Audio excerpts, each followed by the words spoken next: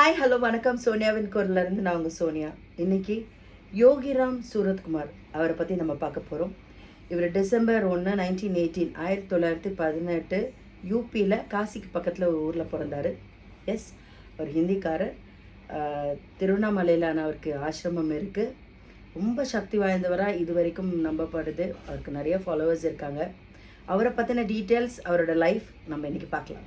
அப்பா பேர் ராம்தத், அம்மா பேர் குசும் தேவி. இவரோட இளம் வயசு வரைக்கும் அவர் ஒரு ரொம்ப சராசரியான வீடு குடும்பம் அப்படின்னு ஒரு வாழ்க்கை தான் வாழ்ந்துட்டு இருந்தார்.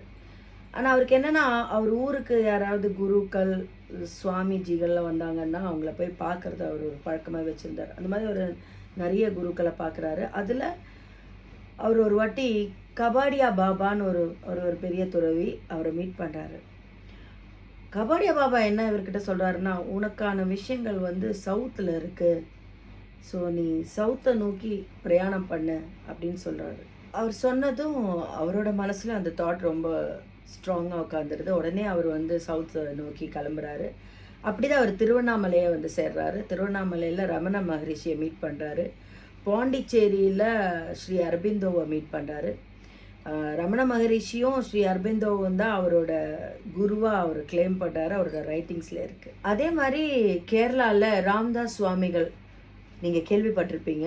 அவரோட ஆசிரமத்திலே இவர் கொஞ்ச நாள் தங்கியிருந்தார். அவரோட வரைவில் பார்த்தீங்கன்னா, அரபிந்தோ என்னோட ஞான குரு, ரமண மகரிஷி என்னோட ஆன்மீக குரு, எனக்கு தியானம் ஆன்மீகம் எல்லாம் கற்றுக் கொடுத்தது ரமண மகரிஷி தான் அப்படின்னு சொல்லியிருக்காரு. சுவாமி ராம்தாஸ் என்னோட பக்தி சொல்லி கொடுத்த குரு அப்படின்னும் மென்ஷன் பண்ணியிருக்காரு. ஆக்சுவலாக ராம்தாஸ் சுவாமிகள் அவருக்கு எப்படி தீட்சை அளிக்கிறாங்கன்னா, ஓம் ஸ்ரீராம் ஜெயராம் ஜெய ஜெயராம், அது ஒரு புனித மந்திரம். அதை சொல்லி தான் அவருக்கு தீட்சை அளிக்கிறாங்க. அதுக்கப்புறம் 1952 59 வரைக்கும், 1952 59 வரைக்கும் அவர் நாட்டில் இருக்கிற எல்லா கோயிலுக்கும், எல்லா சிவன் கோயிலுக்கும் போகிறாரு, தரிசனம் பண்ணுறாரு.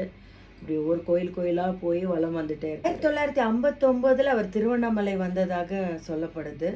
ஆரம்ப கட்டத்துலலாம் அவர் ரொம்ப சாதாரணமான ஒரு பிச்சைக்கார மாதிரி தெருவாக சுற்றிட்டு இருப்பார், அங்கங்கே இருப்பார், அப்படி தான் இருந்திருக்காரு.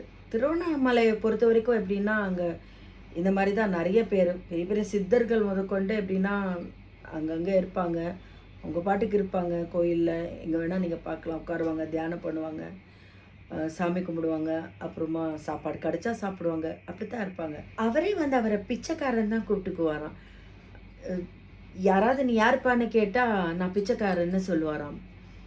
அப்புறமா தான் ஜனங்களுக்கு அவரோட தெய்வீகத்தன்மை புரிய ஆரம்பிச்சிச்சு. இப்போ கூட பார்த்தீங்கன்னா திருவண்ணாமலையில் ஒருத்தர் இருக்கார். அவர் அமைதியாக உட்காந்துருப்பார், பேசவே மாட்டார், ஈவன் ஃபுட்டு கூட எடுத்துக்க மாட்டார். ஆனால் ஜனங்கள் எல்லாரும் அவர்கிட்ட ஆசீர்வாதம் வாங்குவாங்க, அவர் பாட்டுக்கு உட்காந்துருப்பார். அதே மாதிரி இவரோட தெய்வீகத்தன்மை புரிய ஆரம்பித்தோடனே எல்லாரும் அவரை ஃபாலோ பண்ண ஆரம்பித்தாங்க. அவரும் அப்படியே கொஞ்சம் கொஞ்சமாக கோயிலுக்குள்ளே, அப்புறம் கோயிலுக்கு பேக் தெருன்னு ஒரு தெரு இருக்குது, அந்த தெரு அங்கே உட்கார ஆரம்பித்தாங்க. எல்லாரும் அவர்கிட்ட ஆசீர்வாதம் வாங்க ஆரம்பித்தாங்க. அவரும் ஆசீர்வாதம் கொடுக்க ஆரம்பித்தார். தென் ஸ்லோலி அந்த சன்னதி தெருவிலேயே அவரோட பக்தர்கள் யாரோ ஒருத்தர் அவருக்கு ஒரு வீடு கொடுக்குறாங்க. அவர் அந்த வீட்டில் உட்காந்துருக்காங்க. எல்லாரும் அவரை அங்கே பார்க்க வராங்க. அதுக்கப்புறம் அது ரஷ் ஆகி ஒரே ரோடெல்லாம் பிளாக் ஆக ஆரம்பித்த உடனே அவரோட ஃபாலோவர்ஸ் எல்லோரும் சேர்ந்து அவருக்கு ஒரு ஆசிரமம் ஒன்று ஃபார்ம் பண்ணுறாங்க. அந்த ஆசிரமம் ரமண மகரிஷி ஆசிரமம் பக்கத்தில் தான் இருக்குது. அது இப்போயும் ரொம்ப ஆக்டிவாக இருக்குது. அவரோட ரைட்டிங்ஸ் எல்லாமே ரொம்ப இன்ட்ரெஸ்டிங்காக இருக்கும். அதில் நிறைய விஷயம் இருக்குது. அதில் சிலது ரொம்ப டச்சிங்காக இருக்கும். இருக்கும் அனைத்தும் ஒரே உயிர் என்று மட்டுமே நான் சொல்ல முடியும். ஒற்றுமை, எதுவும் தனித்தனி இல்லை, எதுவும் தனிமைப்படுத்தவில்லை.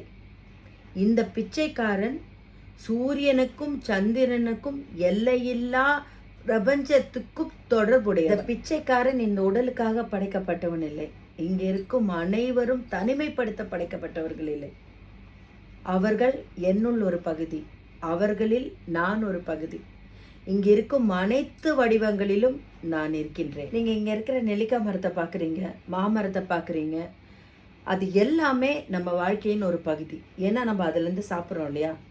அதனால் எதையுமே தனித்தனியாக பார்க்க முடியாது, எதையுமே நம்ம தனிமைப்படுத்த முடியாது. இந்த அனைத்து பேருமே வந்து சும்மா ஒரு ஐடென்டிட்டி தான். இதை மொத்தமாக பார்த்தா அது ஒரு கலெக்டிவ் ஃபோர்ஸ். அப்போ தான் அது முழுமையானது. நம்ம அப்படின்னு நம்ம பிரித்து பார்த்தோன்னா அது ஒரு குறை. இந்த உலகம் மொத்தத்தையும் மொத்தமாக பார்த்தா தான் அது முழுமையானது. அதுதான் அவரோட கான்செப்ட். எல்லாரும் ஒன்றுபட்டு நின்னாதான் என் தந்தை அப்படின்னு முடிப்பார். தந்தைன்னு அவர் சொல்கிறது வந்து சிவபெருமான.